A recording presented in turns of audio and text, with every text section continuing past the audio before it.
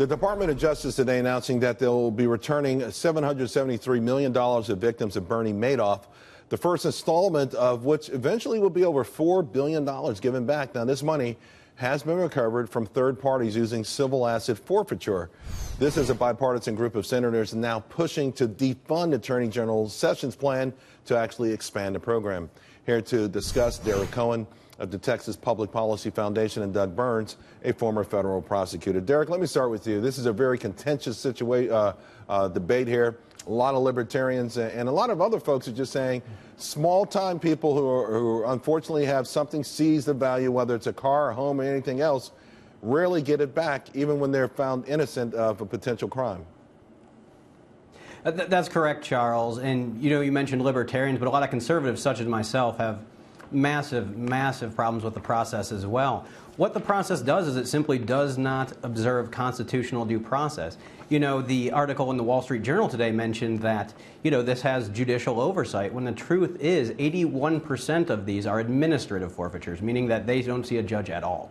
So Doug, here's the thing. The article, of course, that Derek referred to is written by Rod Rosenstein. And, yes. And you wonder if they're going on the offensive, folks who want to see this program expanded, because there is a lot of public pushback on this right now. Well, there's no question, and I think that, putting it in the context of the Madoff case, obviously, it's like, oh, who could be against the idea of Madoff victims getting back their money? And we understand that, but my colleague's right. I mean, I've been in federal criminal law for 30 years myself.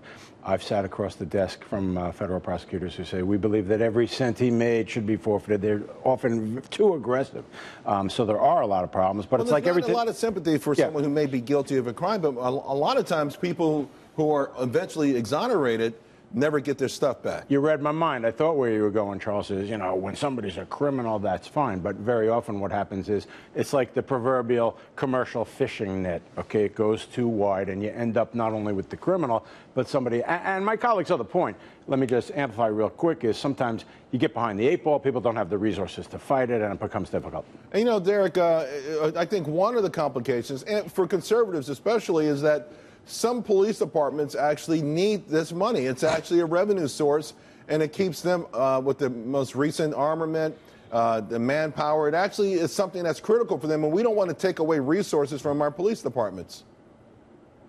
Certainly, and I couldn't agree with you more. The important thing to remember is that police as a core government function must be substantially funded. It must be funded to the level to achieve their mission.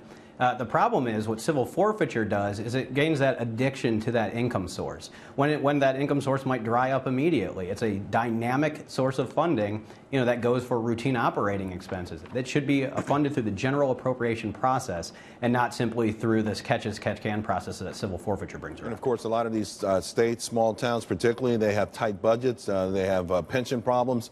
Whether they're addicted to it or not, they actually do need it. It goes with the Buford T. Justice speed trap, and I guess you could say it's on steroids. But again, it's a delicate fine line, and I find it an intriguing situation because it does hit a lot of ordinary Americans. I think on one hand, extraordinarily unfair, but we need to find a way to make sure that the victims like the Bernie Madoff get money back. It's like when you read books and study economics, you talk about incentives and then what happens. So while, as a first blush, police departments definitely need good budgets, the reality is sometimes they get over-aggressive because they want to fund that exact budget. And that, there's some good, there's some bad in forfeiture, but when they're way overly aggressive, it can be a problem. All right, gentlemen, thank you both very much.